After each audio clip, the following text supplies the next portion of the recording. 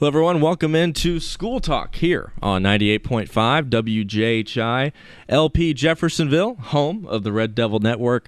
Here with you on July the 6th. Another great day to be at the WJHI studios. And today will be a fun-filled show. This is going to be especially fun for football fans out there and somebody that, like myself, who's involved in athletics. Really excited to bring in the head football coach of Jeffersonville football, Coach Issac Parker. How are we doing today, sir? Excellent. Thanks for having me on.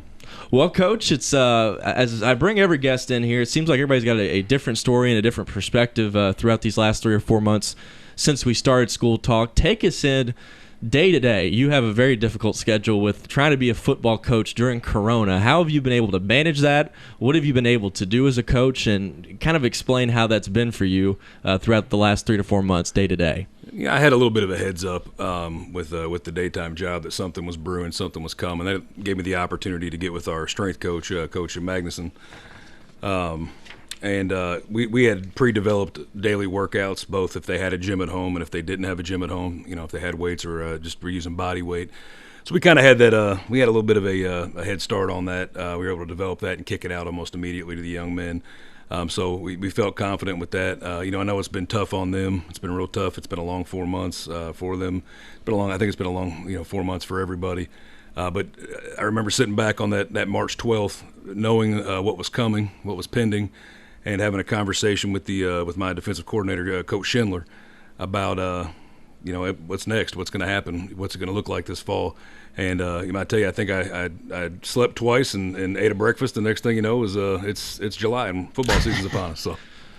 What for you, everybody's having different perspectives right now with, changes daily with Corona and how things have spiked. Do you feel confident that everything's going to be going as usual? I mean, how does practice work for a team right now with football? I tell you, I feel confident that we're going to do our part. When I was sitting through a telephone video conference with the IHSAA, the big goal was we have to fight to get to August 15th. If we get to August 15th, we're in season at that point, and that's been the goal ever since. So I know that the Greater Clark County School Corporation, who I have the utmost faith in, they set out mandates. I know that the IHSAA guidelines and the DOE guidelines and the CDC guidelines played a large role into that. I don't envy whoever had to actually come out with the mandates that we're using, but I know they have a good plan. I feel like it's a good plan. It's going to be safe for the kids, and we're going to do our part to ensure that the kids stay safe when they're with us, and that we follow every precaution we can. Practices look completely different, man. They look completely different. From we're having early check-ins prior to practice where we can screen everybody for COVID. I think that one of the highlights of this, one of the benefits of what we're dealing with, is kind of forced everybody to think a little differently, to try to be more creative with how they do things. And I'm sure that when this thing passes and we beat this as a society, as a team, and as a community, that we will probably adapt some of the things that we learned over the course of the last 4 months and become part of our new norm. You talk about doing your part. If you're a parent at home right now, or you're a student, you're watching this show, and you're at the elementary, middle, even the high school level, and you're trying to figure out how to improve your game or really just stay in athletic shape before the season comes up with football, what can you do if you're a kid at home right now trying to stay active? What drills, or is there anything you can do being at home to stay in somewhat of football shape? Just stay moving. That's the big thing, is not to sit at the house, not to play your video games every day, all day. I always make the joke, with social distancing, is so important right now that, I've always made the joke over the past few years that walking's not crowded. Get out and get moving. It doesn't take anybody besides, your own personal motivation to get out and start exercising, to keep moving, do those body weight workouts. I mean, good Lord, I think we probably would have had more issues with it back in the 90s when I was here. Where we didn't have access to everything at our fingertips. You can Google workouts, you can search workouts. There's apps now, all body weight type things. Just stay moving. Don't let this thing beat you. Stay moving. From the football side of things, it's a big year, as we've said in a lot of ways, for Greater Clark. But when you look at football, the facility upgrades at Charlestown and now Jeffersonville High School here, you being the head coach in your second year, it looks like we're nearing the completion of the turf field and the installation of the new stadium here at Jeffersonville. Talk about that. And, I've been able to drive by it a few times and see the new facilities, checked out some pictures from WJHI. It looks like it's going to be a top-rate facility from a coaching standpoint. What are the new advantages of having this facility, and what have you liked about it?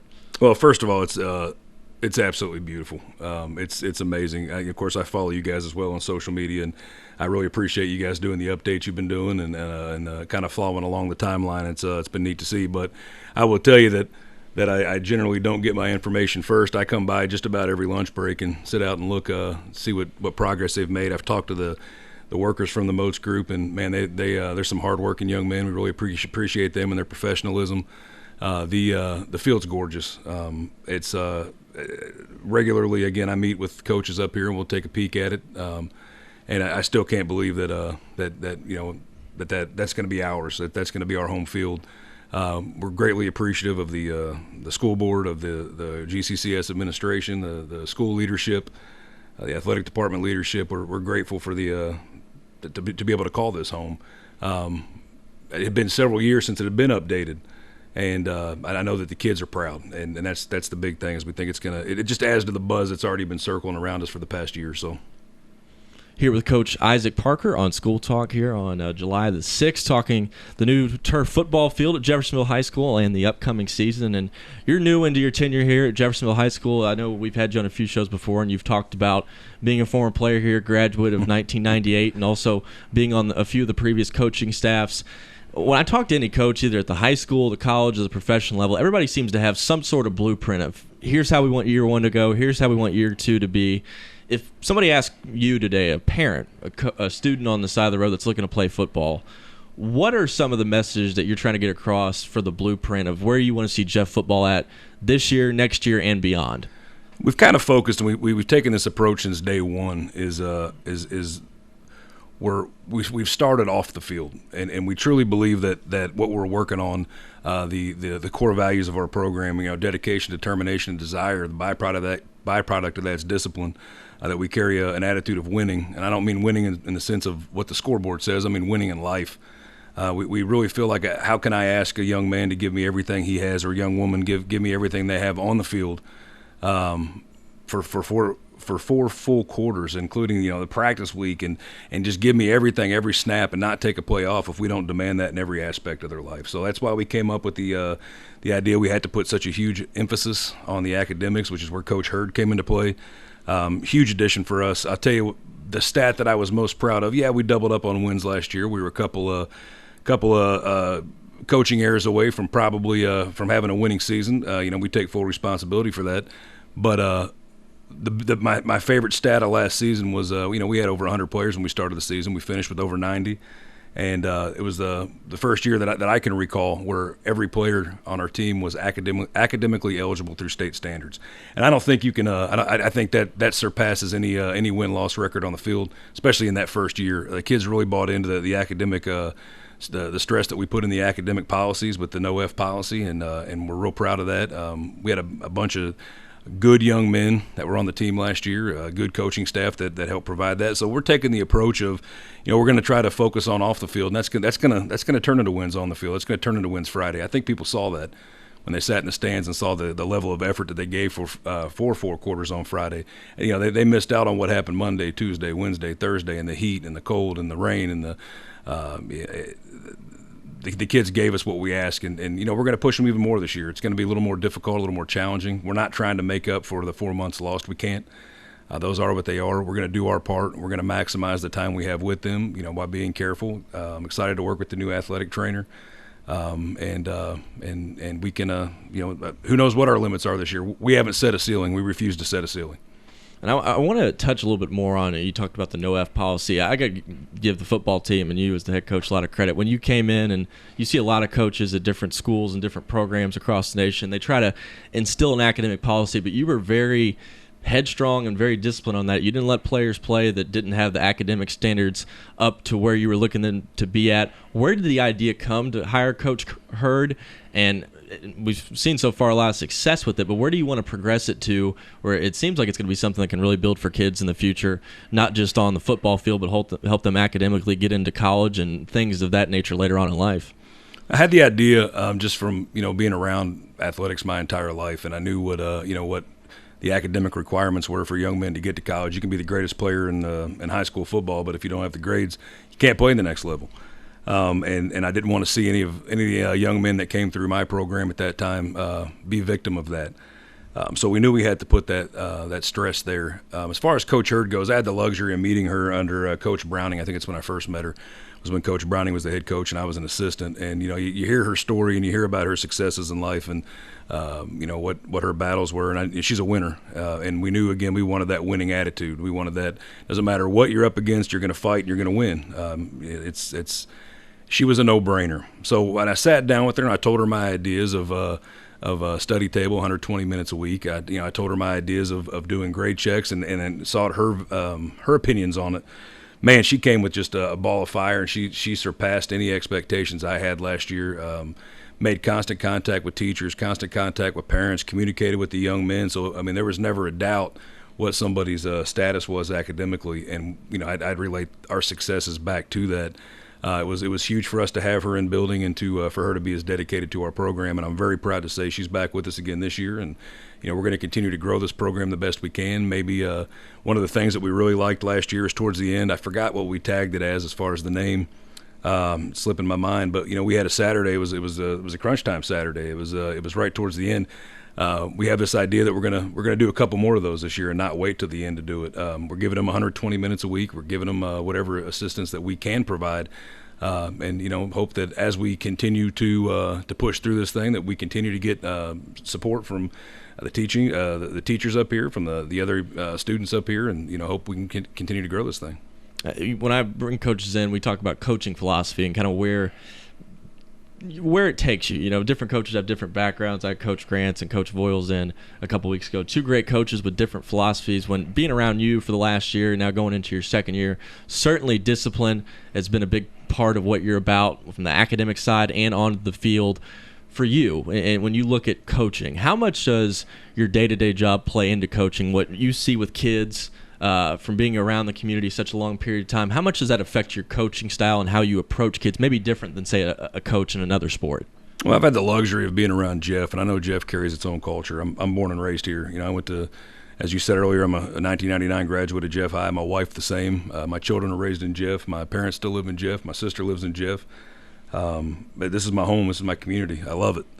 And it's been nice to always be around. It helps me that I started coaching Little League first, and then I went to middle school, and I was kind of I was exposed to every age group and kind of what the culture of Jeffersonville carried. Man, what a beautiful place.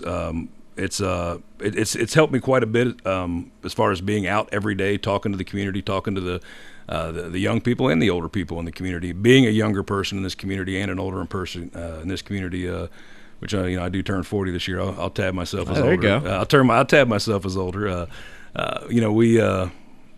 It's made a difference. I will tell you that a lot of the officers at our police department played football at Jeffersonville.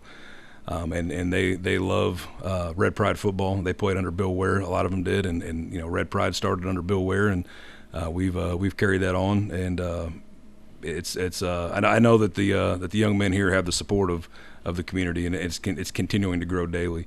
Reference to the two, Coach Grants and Coach Voiles, excellent coaches, as you said. I'm really proud to be associates of them up here, and congratulations to them. And of course, we wish them the best of luck and support them as well.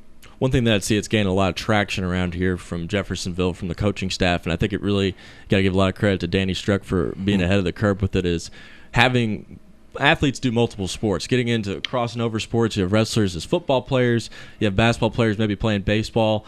Now that Coach Grant's and Coach Voiles in here, they seem to be a part of that. I know you've been a big proponent of that. Talk about how kids gain from competing in different sports. What area do you see the value at from an athlete standpoint? I'm a firm believer that you need to be coached by as many people as you can in life. For the same reason you said earlier, everybody has different life perspectives. Everybody has different backgrounds, and to be coached by so many is important.